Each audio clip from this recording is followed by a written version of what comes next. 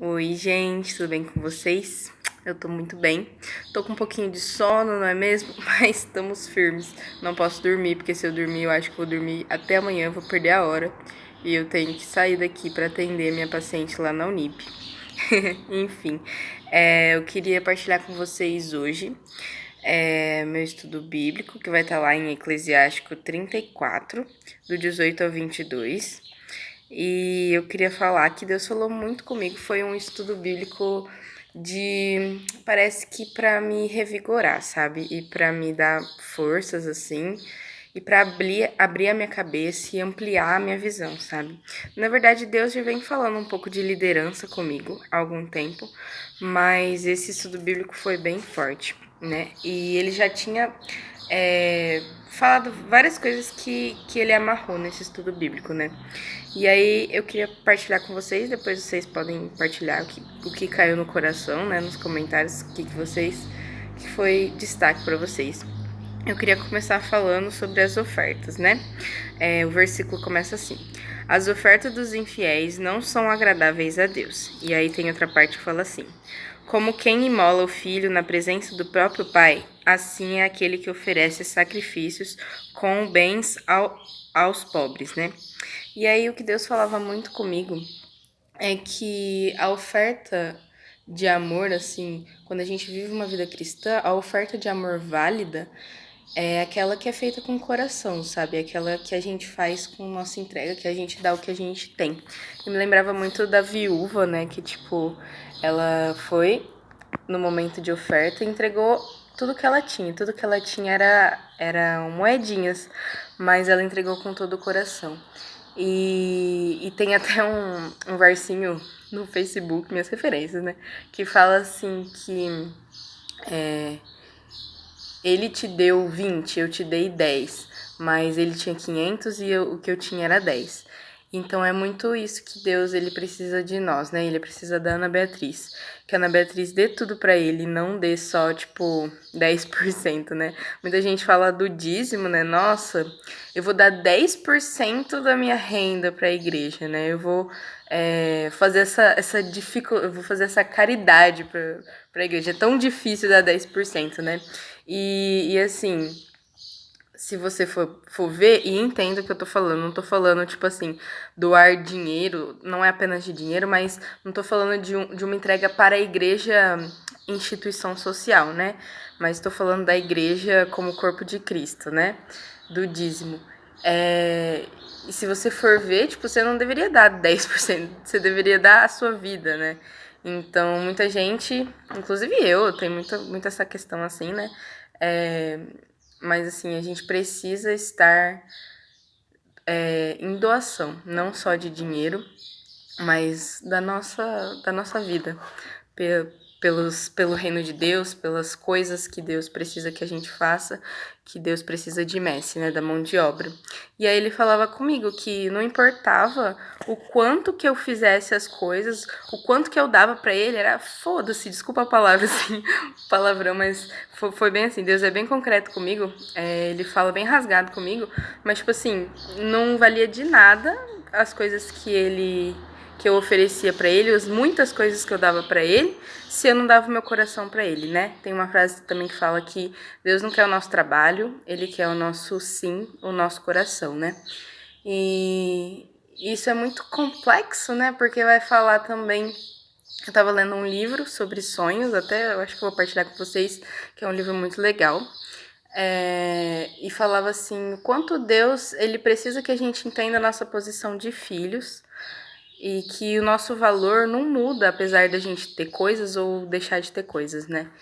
E como isso pra mim é muito difícil às vezes, né? Porque às vezes eu penso, nossa, se eu deixar de fazer isso, eu não vou ter valor pra Deus. E não é verdade. Deus não olha a Ana Beatriz que canta, mas ele olha a Ana Beatriz como filha, né? E o cantar é só um jeito que Deus encontrou de usar para Ana Beatriz como instrumento para Ana Beatriz poder adorar ele com tudo que ela tem, com todo o ser que ela tem, em espírito e em verdade, né? Então, Deus quer a nossa fidelidade, Deus quer a nossa transparência. E aí Deus me chamava a refletir sobre as penitências que eu tô vivendo nos Jovens Sarados, né? E o quanto eu precisava fazer elas com sentido, se eu fosse fazer. E aí eu tava falando pra Deus o quanto foi, assim, revoltante pra mim essas penitências, né? O tempo todo esse ano, pra mim foi muito difícil, pra mim não fazia muito sentido, e não faz até hoje, né?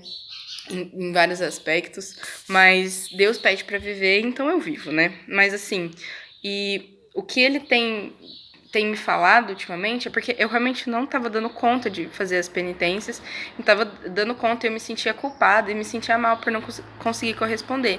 E aí Deus falava assim pra mim, tá tudo bem se você não conseguir corresponder, sabe? Tipo, beleza, você foi lá comer o doce, tá bom, sabe? Tipo, porque às vezes a gente fica assim, eu não posso, não posso, não posso. A gente vai, e aí chega uma hora que a gente explode, e a gente come, sei lá, uma barra de chocolate inteira, né?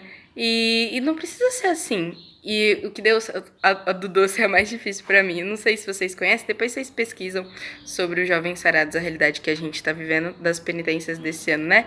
Geração Apaixonada, de 10 anos, porque todo ano a gente vive uma penitência.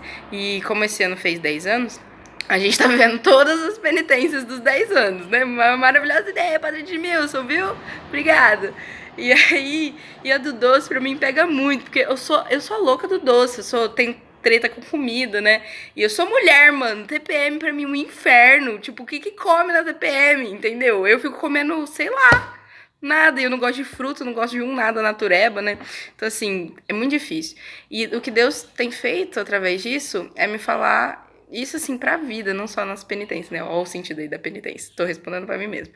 Mas, assim, o que Deus tem feito comigo é, tipo, falar, mano, se você não consegue, tudo bem, sabe? Mas só o movimento de, olha, eu vou deixar de comer esse pedaço de chocolate por uma alma, sabe? Tipo, porque eu quero. Já é importante pra Deus. E se não der, amém, mano. Você não tem obrigação. A penitência não é uma coisa que é um peso, não é uma obrigação. Você tá com vontade de comer o chocolate, vai lá e come, sabe? Tipo, e não precisa sentir culpa, não precisa sentir, né, tipo, que é um peso. E Deus me chama a entregar tudo, assim, tipo, a gente sabe os nossos limites, a gente sabe quando a gente precisa e quando a gente não precisa. E eu vi o quanto sou dependente do chocolate, né? Tipo, o quanto sou dependente de coisas que eu coloco no centro, que eu achava que eu tinha liberdade nessas coisas, mas na hora de tipo assim, tentar colocar ordem, assim, na coisa, né? Tipo assim, dela não me controlar, eu percebi que ela me controlava totalmente, né? Mas o que eu quero dizer é que não é um movimento fácil a gente fazer isso, né? Tô vendo que esse vídeo vai durar meia hora já, porque eu tenho muita coisa pra falar. Mas não é um movimento fácil da gente, né? De tipo, num dia eu tô tomando refri pra caramba, tô comendo doce, tô comendo tudo desregrado. No outro eu vou fazer uma penitência que eu não posso comer nem um doce, nem um refri. Opa, não é assim, não é de pouquinho. Então, e eu principalmente, que eu tenho muita dificuldade com jejum, nossa, pra mim foi a morte, tá sendo a morte esse negócio da penitência. Então Deus fala assim no meu coração, mano, dá o que você pode dar, sabe? Se esse é o seu tudo, amém. E é muito louco porque, assim, às vezes, uma exortação agora, né? Às vezes a gente pensa assim, eu não dou conta, eu não vou nem tentar, né? Tipo, eu sei que eu não dou conta, que eu preciso comer doce. Não, também não. Tipo, não é assim também. É uma postura de tipo, beleza, eu vou tentar. Eu vou tentar resistir. Se eu não conseguir, eu como. Tranquilo. Porque se você se coloca nessa postura de tentar, você vê, tipo, claramente a graça acontecendo. Você vê, assim... Você começa a criar uma dependência de Deus e você vê, tipo assim, a sua libertação desses ídolos, né? Que são ídolos, querendo ou não. Tipo, meu Deus, não posso parar de comer um chocolate, sabe? Então, você vê a sua própria libertação, né? Tipo, de repente tem um bolo de chocolate na sua frente e você fazendo esse movimento e você fala, Deus, eu não queria comer pelas almas, sabe? E quando você finalmente consegue não comer, tipo, tem dia que Deus tira a sua vontade. Você fala, mano, o que tá acontecendo? É igual quando você vai fazer estudo bíblico, você faz estudo bíblico em jejum. Caraca, é outra coisa, é outro nível, assim, parece que você sai muito diferente, assim. Então Deus me chama a essa fidelidade, né? A essa fidelidade e autenticidade nas minhas ofertas. E então, tipo assim, se eu não puder dar nada, se eu puder dar 10 centavos, vamos pegar o exemplo da viúva, né? Não sei se é 10 centavos, mas se puder dar uma moedinha, né? E coloque espiritualmente falando, se eu puder, sei lá, deixar de comer um chocolate num almoço e na janta eu comer chocolate, amém, sabe? Tipo, nossa, glória a Deus que eu consegui. Eu ia comer num dia comum. No almoço, na janta, não comi no almoço. Mano, glória a Deus, consegui, sabe? Tipo, então que a gente tenha esse discernimento também de não querer ser. Não sei se a palavra é radical, mas de não querer tentar alcançar outras coisas, né? Alcançar coisas que talvez a gente não consiga de uma hora para outra, né? Que a gente possa ser gradual. E aí, o que eu escrevi tão bonitinho, que fala assim, ó: a oferta autêntica chega ao coração de Deus, e mais do que isso, me faz próxima dos meus irmãos. Então, quando eu consigo me despojar de mim, porque, por exemplo, eu não tô deixando de comer por nada, assim, sabe? Eu tenho um propósito. O primeiro propósito é autocontrole, saber tirar o chocolate, por exemplo, né, no meu exemplo, tirar o chocolate do centro, tirar ele de um vício, de uma dependência que eu tenho da vida, né? Saber a hora que eu quero comer e a hora que eu, tipo, se eu falar que eu não quero, dominar as minhas vontades. E segundo, também, que fazer isso com uma intenção, né? Com a intenção de, tipo, de comunicar com uma outra pessoa, por alguém que sofre, sabe? Tipo, sei lá, ó Deus, eu não tô comendo chocolate hoje porque eu quero entregar isso por uma alma que tá sofrendo, por uma alma que não conhece teu amor, sabe? Então, tipo assim, que intencionalidade também a gente tá tendo nas nossas ofertas, né? E aí Deus começa, ó, a dar na minha cara agora, hein? Vocês estão prontos? Porque eu fui, nossa, fui um tiro atrás do outro agora, hein? Olha lá, ó. Quem tira a vida dos pobres é assassino. Mata o próximo quem lhe tira seus meios de vida. Olha o que Deus falou pra mim da liderança. Ele tinha falado pra mim disso, acho que uns 2 dias atrás. Ele colocou a seguinte frase no meu coração: que a liderança que é centralizadora, ela é o trigo no joio. Doeu, né? Doeu, pesado. E ele trouxe pra mim também uma imagem da semente que caía no terreno com espinhos e que era sufocada, né?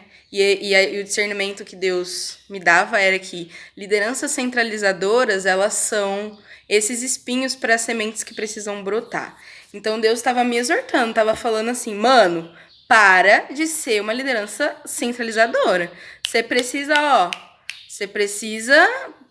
mover, você precisa que os outros, ser uma liderança que sai dessa coisa de preciso fazer, preciso acontecer e tal. E aí Deus começou a falar comigo assim, primeiro em relação aos outros, né? Ele falou assim, ó: quando fico centralizando o poder na minha mão e não direciono para o bem comum, eu sou como o joio que impede o trigo crescer. Tirar a oportunidade de alguém crescer é tirar a dignidade do outro e a sua própria vida. É como a semente que caiu entre os espinhos e foi sufocada. Não quero ser esse tipo de liderança.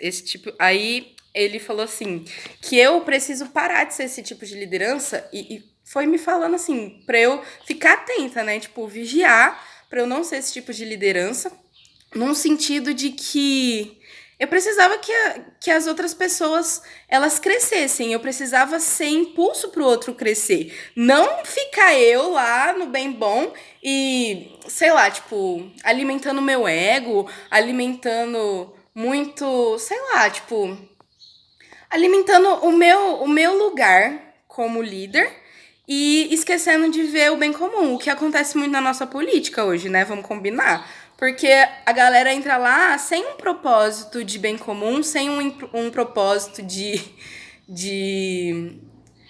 um propósito reto, assim, né? De tipo, ajudar a sociedade, de ter um papel de representatividade, de ser um modelo para as pessoas, né? Não um herói, porque o herói é Jesus, né? Mas, tipo assim, de ser uma referência mesmo, né? Na política. Isso me chama muito a atenção, porque hoje no Brasil, tô rindo de nervoso, assim, porque hoje no Brasil, você entra na política, você já tem que pensar assim, bom, esse dinheiro aqui é pra corrupção, né? Metade aqui eu não vou usar porque eu tenho que pagar as pessoas que roubam, né? Tem que dar pra galera que rouba. Então, assim, tem já uma mentalidade política, e assim, eu tô falando da política em si, lá dos governos da vida, mas também tô falando de nós, da política presente no nosso dia a dia, né? De como a gente já, tipo, tá vivendo uma cultura de individualismo, de que a gente tem poder, então, desculpa a palavra de novo, mas os outros que se foda, a massa que se foda, e não é assim. Quando Jesus vem, ele não vem, tipo, ele não nasce lá num palácio de rei. Não, ele nasce numa manjedoura, lá no meio do feno, no meio dos bichos. Então, tipo assim, mano, quem sou eu? Qual é a referência que eu sou? Eu sou aquela liderança que fica lá parada, plantada? Não, não sou essa. Eu não quero ser essa liderança, pelo menos. Jesus não chama a gente a ser essa liderança. Mano, é só olhar os papas, sabe? Meu, o Papa Francisco é demais, cara. Ele é super humildão, ele sai por aí, ajuda todo mundo, conversa com todo mundo. Uma vez eu li uma entrevista, chegou um bispo lá pra ele e falou assim: ah, que a gente trouxe esse projeto aqui, foram crianças que fizeram, algum projeto lá que esse bispo tava fazendo. O Papa virou pra ele e falou assim: tá, beleza, cadê as crianças que fizeram? Por que o senhor tá aqui e não tá as crianças aqui que fez esse projeto? E aí o bispo ficou o quê? Com a cara no chão, porque ele falou: realmente, eu estou sendo. Eu tava querendo. O bispo contando, né? Porque foi a história do bispo. O bispo falou assim: eu tava querendo um espaço perto do Papa, mas eu não dei uma oportunidade para as crianças que fizeram o trabalho, as crianças carentes estarem com o Papa. Uma verdadeira liderança faria isso? Não, uma verdadeira liderança levaria as crianças lá. Porque uma verdadeira liderança tá assim, é aquela liderança que descansa na presença de Deus e que leva as suas ovelhas. Lembra do rolê do banquete? Que leva as suas ovelhas primeiro. A liderança deixa todo mundo, cuida do problema de todo mundo, enquanto Deus cuida do problema da liderança, porque essa liderança tem a confiança em Deus. E é isso que Deus vem falar depois comigo, né? Que também não adianta nada a gente ficar, tipo, culpando a liderança, né? Tipo, nossa, que ruim que essa pessoa é. Porque, assim, eu tenho muito essa tendência. Eu vejo uma pessoa com poder que é um bosta, assim, tipo, político, e eu falo, meu Deus, você é um bosta também, hein? E não é isso. Deus vem falar exortando, fala assim, mano, essa pessoa, ela não entendeu nada do meu reino. Ela não entendeu que não é o lugar dela que importa, sabe? Se ela perder o lugar de status dela, tá lascada. Que ela já não vai se sentir amada, não vai sentir nada. Essa liderança centralizadora não entendeu que Deus ama ela por ela ter as características dela, sabe? Porque ela é filha amada, não entendeu o papel de filho. Então, Deus também me chama a atenção nisso. Como eu posso amar, constranger as lideranças centralizadoras de amor com a autoridade de Jesus para mostrar que Deus ama e tem um espaço para elas e para mim, para Ana Beatriz, quando eu sou liderança centralizadora, que tem um espaço em Deus para mim, que eu não preciso ficar meio que mendigando esse status do outro, porque nada mais é que essas pessoas que são egoístas, que vivem, né, numa posição de poder que não abre mão, que sufoca todo mundo, que não deixa ninguém crescer, nada mais é do que uma pessoa que não entendeu o amor de Deus por ela e de que uma pessoa de que não sabe qual é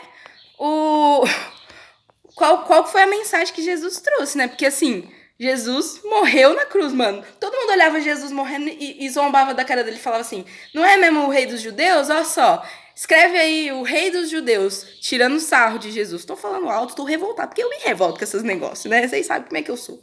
E aí, tipo, a galera falava zombando de Jesus. Mas, na verdade, ele tava ensinando a gente como a ser uma liderança que faz os outros crescerem, né? E aí eu escrevi assim, que eu achei muito bonito também. Gostei desse negócio que eu escrevi, ó. Esse tipo de liderança também sofre e se impede de crescer em Deus, pois sempre está no controle. Esse tipo de liderança não deixa Deus ser Deus na vida deles, cara. Parece que... E assim, eles têm medo de perder, então eles querem controlar tudo. Uma vez eu vivi uma situação para um retiro, né? Tava chegando perto de um retiro e a liderança centralizadora tava lá falando assim, ai, não vai ter pessoa pra fazer esse retiro, a gente tem que fazer isso, a gente tem que fazer aquilo, não sei o quê. Mano, vamos rezar? Vamos rezar e ter um discernimento de Deus? Qual que é o direcionamento de Deus pra nós? Não adianta a gente ficar quebrando a cabeça, cobrando dos outros, porque a gente não faz isso, porque a gente não faz aquilo. quanto ativismo tem uma liderança centralizadora, não é mesmo? E aí eu fico assim, isso me fez refletir muito, Deus me trouxe isso, né? Tipo, por que a gente fica batendo a cabeça em vez de, tipo, saber que Deus tá cuidando? Se Deus inspirou o retiro pra nós, se Deus deu todos os meios pra nós, nós vamos nos movimentando a partir do direcionamento dele, a partir da oração. Eu me lembro até um dia que as meninas, a coordenação, veio a Marisabel e a Giovana da coordenação da Missão Rio Preto pra gente pegar coisas aqui pro Maranatá pra nós, pra comida no meu bairro, né? E aí a gente só pedia para as pessoas ajudarem. Na nossa lista não tinha macarrão. E a galera só dava macarrão. E aí a Giovana falou assim, achei muito top que ela falou, mano, então Deus tá direcionando macarrão, vai ter macarronada. Então é assim, às vezes a gente fica preocupado querendo moldar, nós como lideranças ficamos preocupados querendo moldar os bagulho, e Deus não quer que a gente molda, Deus quer que a gente obedeça, Deus quer que a gente corresponda a ele. Deus quer que a gente entre na intimidade com ele e que a gente corresponda ao que ele pede, sabe? Porque ele sabe o que é bom. E a gente tem que se relacionar com o nosso pai desse modo pra gente entender que Deus sabe o que é bom, sabe? Porque quando a gente faz as coisas pelo nosso controle, porque a gente duvida, a gente, assim, sem perceber, a gente está dizendo, Deus, eu não acredito na sua bondade e na sua providência, sabe? Então, assim, vou continuar lendo aqui, ó. E assim, essa liderança não confia que, por mais que tirem seus cargos, seu lugar diante de Deus está assegurado e que Deus cuida de tudo. Então, mano, toma essa, Ana Beatriz, e você aí, liderança, que tá escutando isso aqui que eu tô falando. Aí, pra encerrar, uma nota me chamou a atenção. Crer em Deus é, em primeiro lugar, praticar a justiça. Muitas vezes, de fato, as chamadas práticas e obras religiosas não passam de máscaras que ocultam a exploração contra os pobres. Deus não quer... Olha isso, Deus não quer ser homenageado com o sacrifício dos próprios filhos. Então você que é uma liderança centralizadora, se você continua sendo liderança centralizadora, você está sacrificando os filhos de Deus, mano. Você está sacrificando o seu irmão. Deus não quer isso. Deus quer que todas as pessoas sejam iguais em dignidade. Diferentes em talentos, mas iguais em dignidade. Então larga de ser frouxo, Ana Beatriz, larga de ser frouxa e para de querer mandar. Para de querer mandar e deixa Deus reinar na sua vida. Deixa Deus reinar no seu coração, na sua liderança. Pelo amor de Deus, tô falando pra mim. Tô olhando aqui na minha cara e falando isso pra mim, cara. Porque, ó, tá difícil. Deus olha pra você e fala assim, meu anjo, não te pus esse cargo de liderança pra você fazer isso aqui que você tá fazendo aí não, mano. Te pus o quê? Pra você fazer minha vontade. Pra eu e você, a gente ser parça aqui, ó. Pra eu e você trabalhar pelo reino, cara. Então vamos trabalhar junto. Para de ser um líder que trabalha contra Deus. Obrigado de nada, tá? Vou ler aqui pra concluir a minha prece, né? E a prece que eu quero convidar você também a fazer hoje, a rezar por isso. Jesus, se eu sou líder... E assim, às vezes a gente fica tipo assim, nossa, não é pra mim que eu não sou líder de grupo, não sou líder de nada. Não, mano, você é líder de alguém. Tem alguém na sua vida que você tá exercendo uma influência e tá sendo uma liderança na vida dessa pessoa. Então, mano, pede pra Deus, que eu possa enxergar as pessoas que você me confia, as pessoas para quem eu sou líder, para quem eu sou referência, e que eu possa, de fato, ser essa referência, esse líder, essa liderança descentralizadora. E aí eu quero te convidar a rezar comigo essa parte que eu coloquei. E aí é isso. Eu coloquei assim, ó. Que caiam minhas máscaras pelo poder do seu nome, Jesus. Hoje o que me tocou muito na missa foi o poder do nome de Jesus. Hoje foi o evangelho que tinha um cara lá endemoniado, e aí Jesus falou assim, sai daí, mano, sai daí esse demônio. E aí o demônio fala assim, na leitura, que o demônio, ele sabia da autoridade da palavra de Deus, então ele saiu, sem precisar de fazer mais nada. E hoje eu quero declarar isso na sua vida, que o poder do nome de Deus é muito forte. E pode com qualquer coisa. Ai, é impossível isso, nada é impossível pra Deus. Lucas 1:37, mano, pelo amor de Deus. Maria, pelo amor de Deus, Maria era virgem, mano. Ficou grávida, vocês fazem favor? Obrigada. E é isso, gente. E aí eu continuo assim, ó. Tu me exortas hoje. me chama à humildade e a lutar pela libertação do seu povo oprimido, dando a eles de comer e de beber, não apenas por sentimentalismos, mas com direcionamentos da razão e ciência. Isso é uma coisa que me toca muito. Um líder não tem que ser um líder alienado, um líder tem que ser um líder que participa da ciência, mano. Para de pregar com base em sentimentalismo. Tem que estudar igreja? Tem que estudar igreja também. Mas tem que estudar ciência sim. Tem que ir lá ver o que a galera na universidade pública tá fazendo, na universidade que faz pesquisa tá fazendo. Porque você quer... Que povo você quer conquistar? Você quer conquistar o povo que tá ok conquistar? Que é mais fácil? Que pega pelo coração? Beleza. Mas hoje Deus te chama a águas mais profundas. Deus te chama a usar a ciência como instrumentalização da sua liderança. Então vamos lá, gente, vamos parar de perder tempo.